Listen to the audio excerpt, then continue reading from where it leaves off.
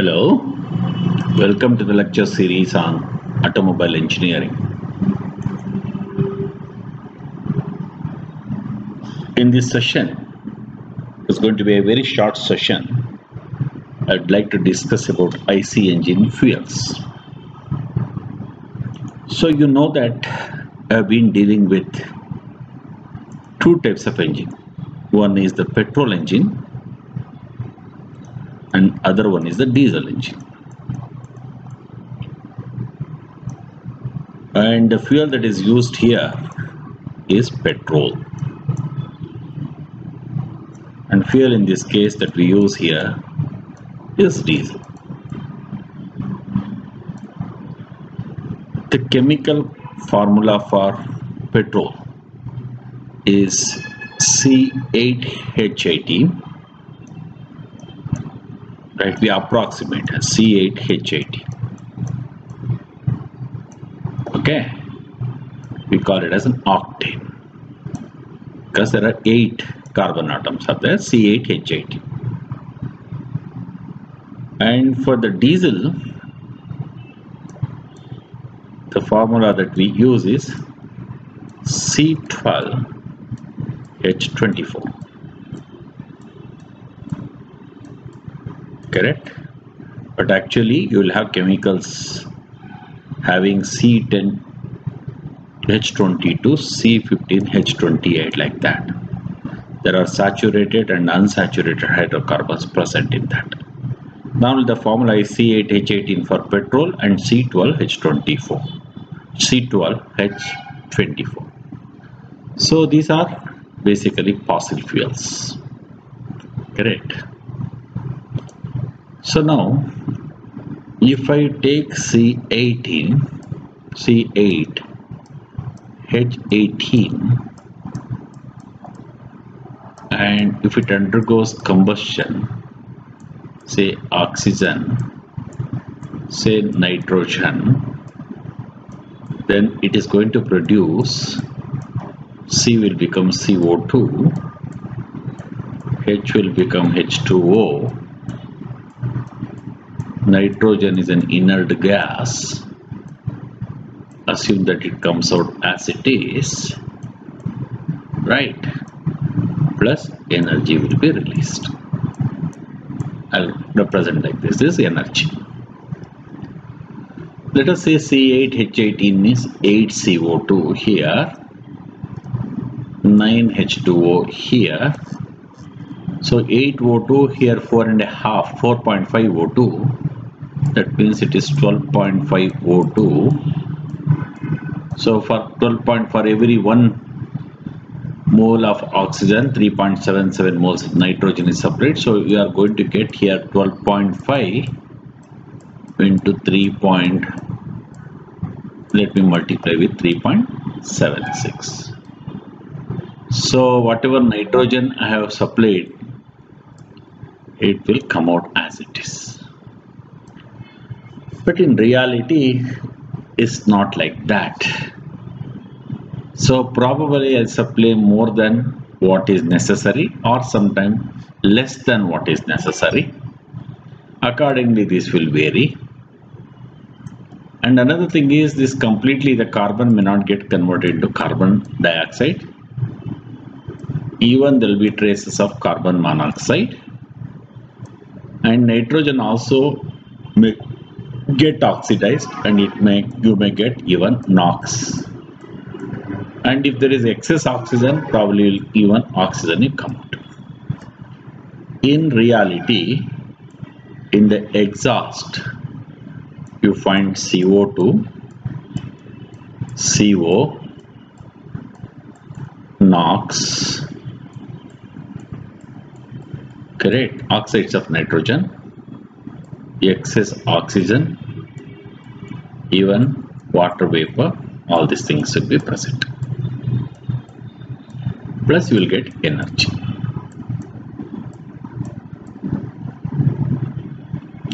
So our aim is to get energy, have complete combustion and give something like stoichiometric air, what is required in a chemically correct equation. But in reality, it won't happen like this. All these exhaust gases will be getting when you burn the fuels. Whether you burn C8H18 or whether you burn C12H24, similar kind of gases will be coming out.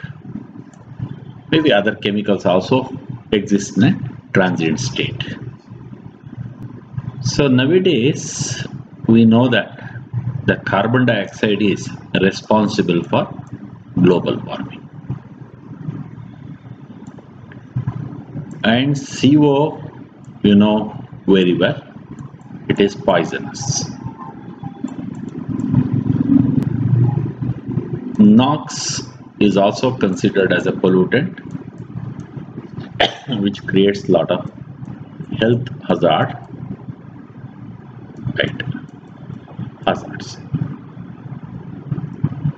So for a long time, people are looking at how to reduce or eliminate these pollutants and or what you can call it as emissions and other things, reduce them. So many experiments are being made. Can we replace these hydrocarbon fuels so that we can completely eliminate the use of carbon dioxide? Or can we improve the efficiency of the AC engine so that for a given mileage or kilometer, whatever it is, the whatever carbon dioxide it is emitting, it is reduced.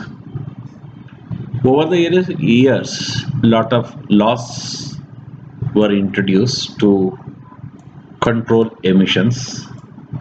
That is, you must have heard about Euro 5. We'll talk about all these things. Sorry, Euro standards, even our Indian Bharat standards, all these things. The idea is to how to bring down the carbon dioxide emission and NOx emission by improving the combustion technologies. In addition to, in diesel engine, in addition to all these gases, you will also get particulate matter as an emission. Particulate matter in micron size. So that is the reason, and many times country like India, if you look at, we do not have much of fossil fuel resources. So we import a lot of crude oil from Middle East countries and so on. So a lot of our foreign exchange is used for importing of these fossil fuels. So can we look at some other fuel which can replace this crude oil so that we can save a lot of our foreign,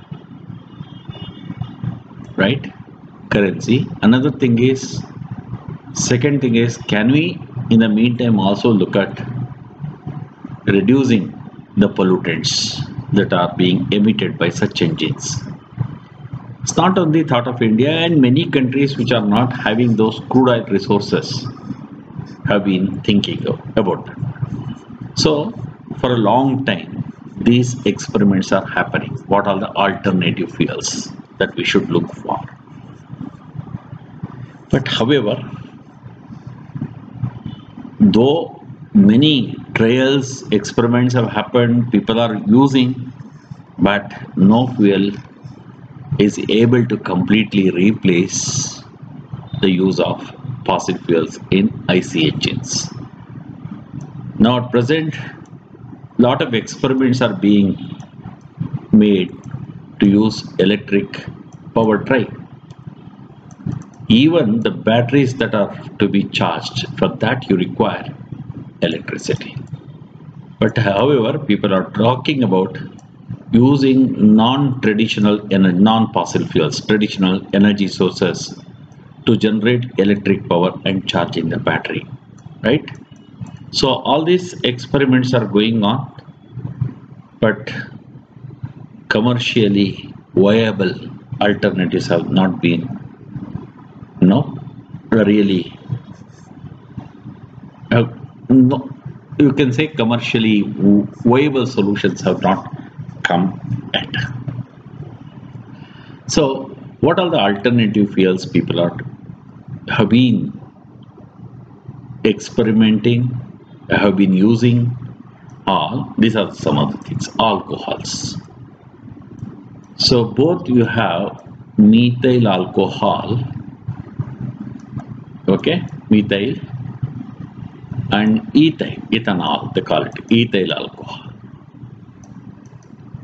okay, alcohol. So there people are trying with this. Basically, to produce these alcohols, you require something materials which come as agriculture produce. Say for example, sugar cane is an agriculture produce. Maybe sweet corn, whatever it is. All these are all agricultural produces. Suppose we start using all these agriculture produces for producing these oils, probably it will affect the food economy. Okay, so producing to that large scale will always pose many challenges. Correct. Fine. Then we are tried with vegetable oils. Of course, any oil if you take, there will be carbon and hydrogen that will work as a fuel.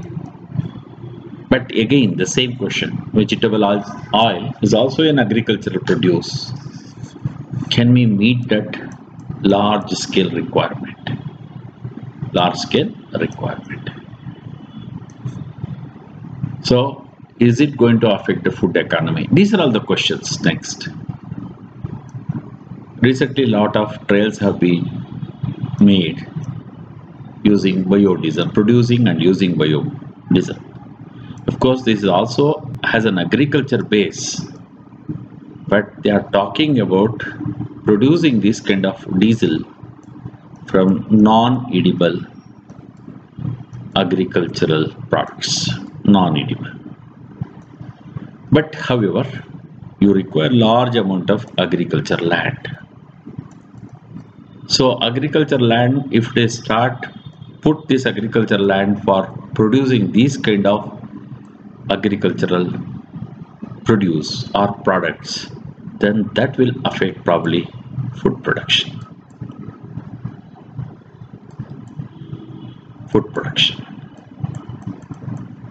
Correct? And also biogas. Right? Producing biogas from animal waste and other agricultural waste. Correct? Then waste coming from municipal, all this kind of thing have been tried. Yeah, only thing is that scale we are not able to meet. Correct? Yes, natural gas is very much in use. LPG, liquefied petroleum gas, and all that. Nowadays, there is a lot of focus is being made to produce hydrogen economically and use hydrogen as the fuel. That is a lot of investment has been made for its research to use hydrogen as a fuel. These are possible alternative fuels. The engines definitely work on these fuels. Out of this already, you can say these are all commercially available. Correct. Anyway, they are basically fossil fuels only. Now these are basically agricultural produce. So a lot of socio-economic effects are there if you start using them in large scale. Of course, if hydrogen can be produced from water from various other ways, but we have to find out the right economical method to produce hydrogen. So probably then we can reduce the pollution and other issues. Now, why alternative fuels? I think I've already discussed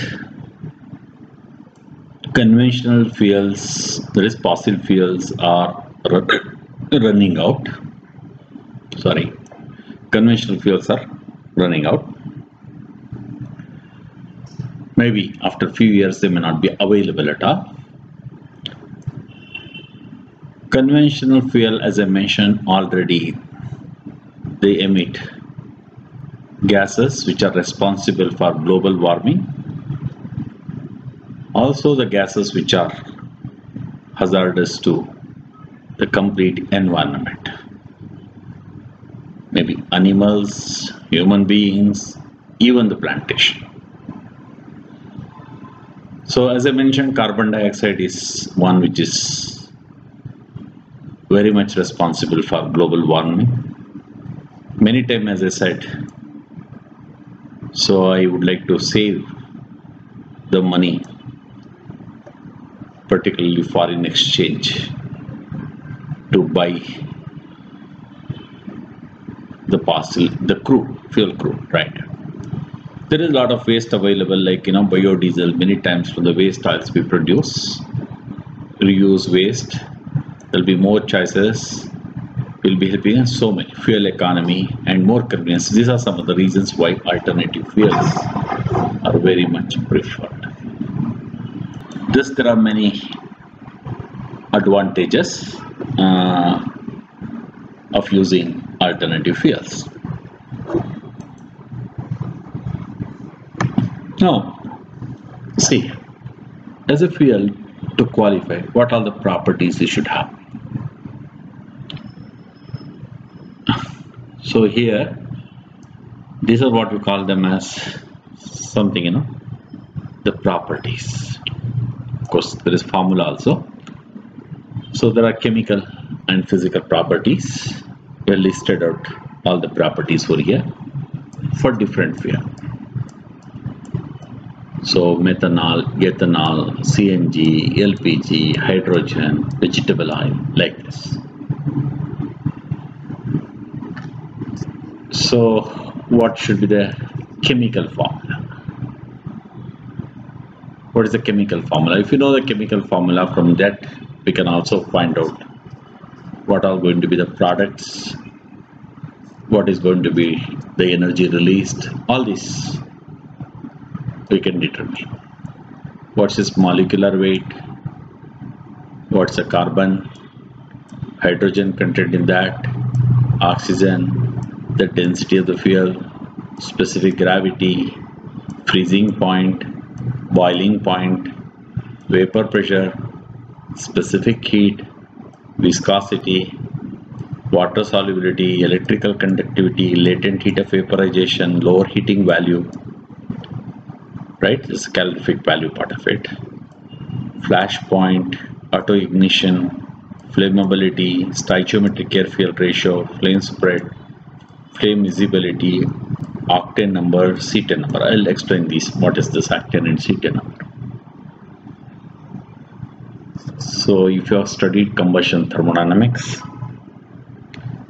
and also you must have, if you have studied fuels and fuel properties very much in detail in thermodynamics, you understand the importance of all this. I presume that you have studied these things in thermodynamics and the fuels and the properties chapter, and at this point here probably I am dealing with this is not necessary, right? Not necessary at this point. So very important thing is that you talk about, as far as petrol engine is concerned or petrol fuel is concerned, octane number, and the diesel fuel is concerned, you talk about cetane number. Many times you say use fuel of 97 octane number. What exactly this octane number is? So in combustion topic I'll be talking about later. Suppose in a petrol engine you have air fuel mixture here present. Say air fuel mixture you have like this. Right. Suppose you pass a spark, a flame front will appear, and as the flame travels from one end to the other end, it consumes the charge.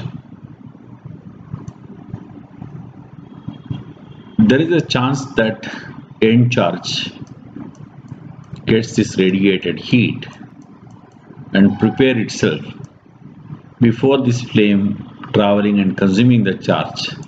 This charge may auto ignite. So then it leads to something like abnormal combustion, we call it. I'll explain later, abnormal combustion. Another thing is, if you are having very high compression ratio engine, that means during the compression stroke, you are moving your piston towards the top dead center. So during suction stroke, the engine had sucked in air fuel mixture, the charge. Then it is compressed. As the charge is compressed, its temperature, also its pressure will increase. So then this charge may attain some ignition temperature, and before completion of the compression stroke, the charge may ignite. So this is what we call it as, you are not even past the spark, but the temperature and pressure will be sufficient enough to ignite this. This we call it as auto ignition. So these auto ignition lead to something like, knocking of the engine. We call it as knocking. Say later again, as I mentioned, I'll explain. If I draw pressure versus crank angle diagram, a smooth combustion curve should be something like this. The maximum pressure should occur slightly after top dead center, and this is what we call it as normal combustion. Sometimes because of this kind of ignition, so it will be there, somewhere auto ignite means because of that a pressure wave will set.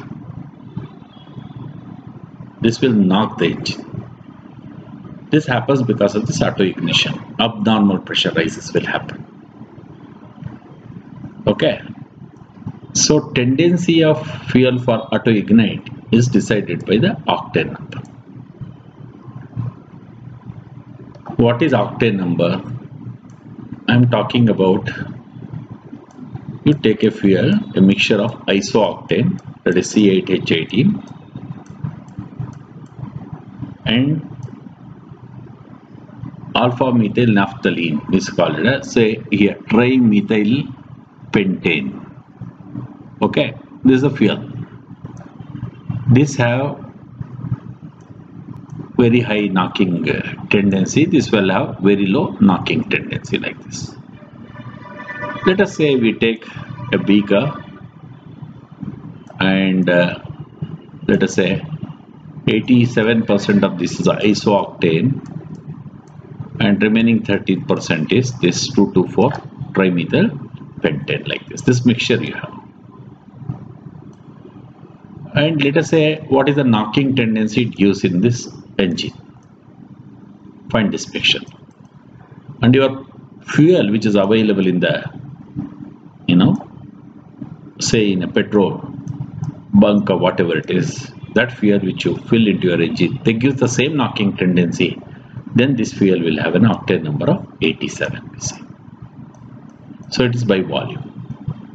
So octane number of a gasoline is defined as the volume percent of isooctane,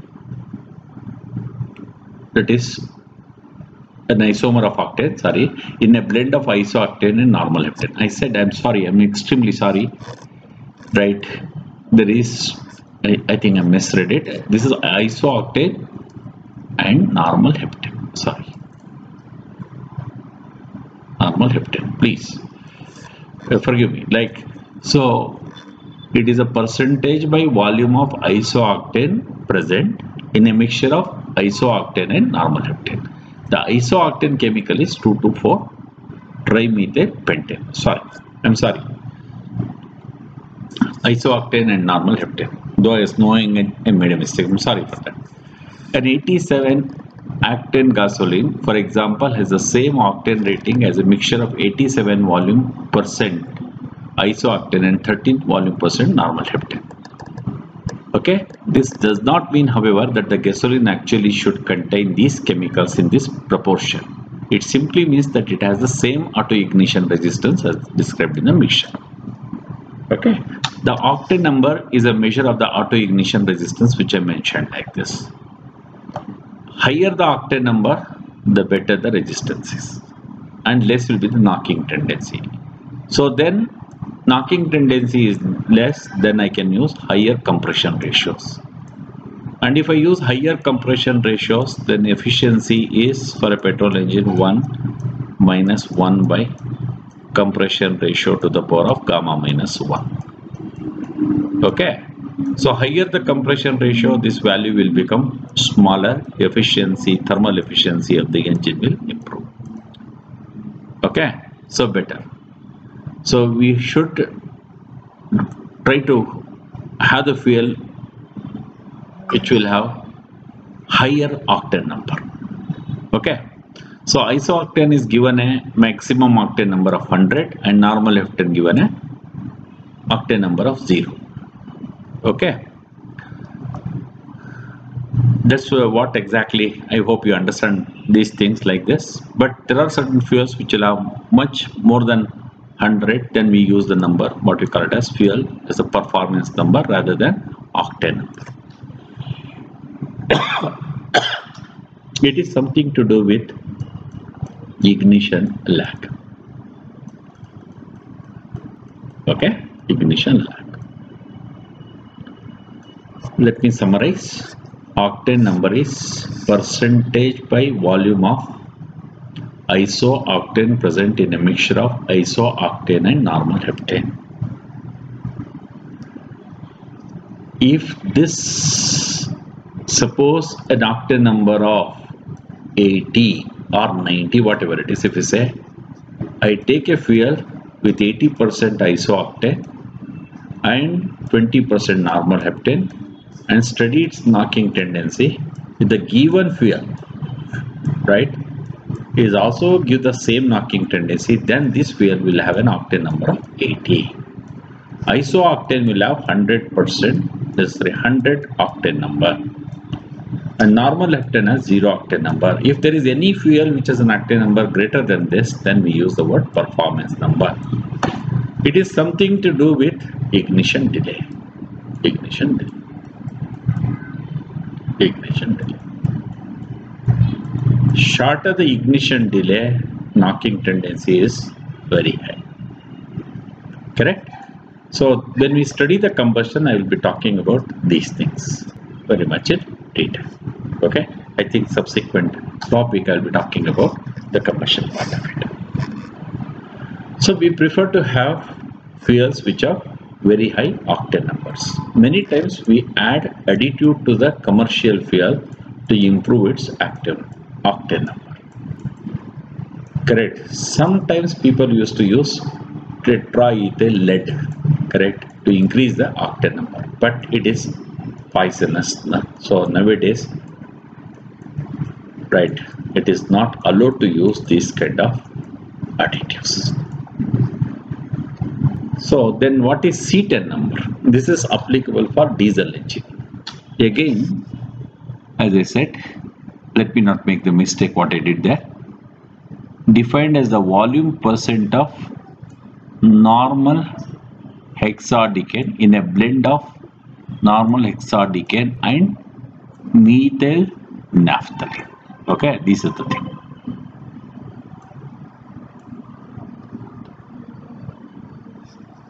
Okay, so sometimes I use the word C10 and alpha methyl naphthalene. Okay, so normal hexadecane and now, so that gives the same ignition delay period as the test sample.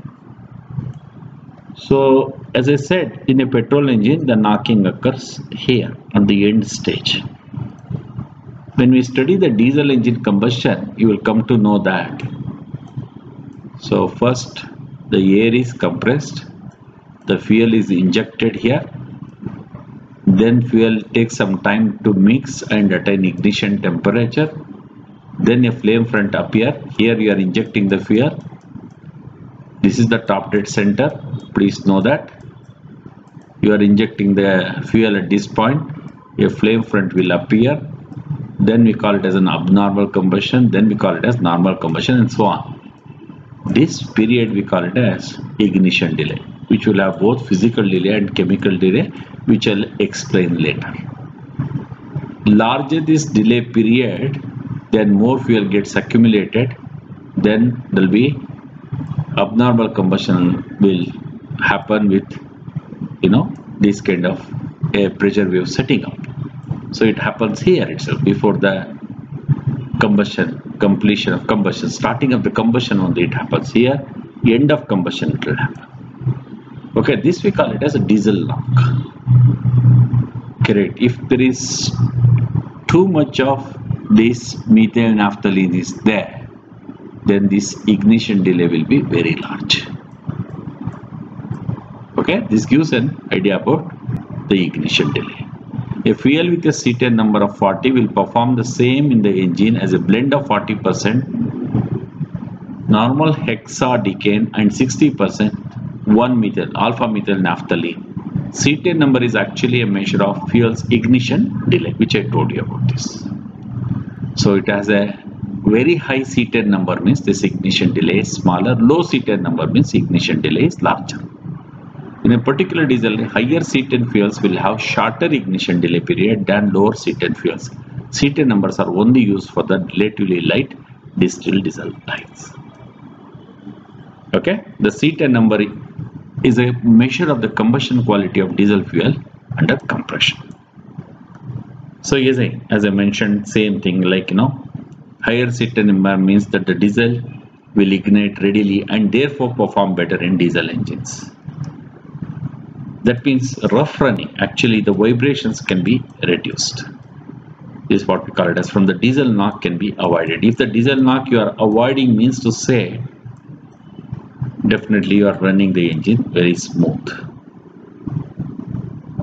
So to reduce this ignition delay, many times in diesel engine we use very high compression ratios. Okay, we can use high compression ratios, but what will happen to withstand that high pressure?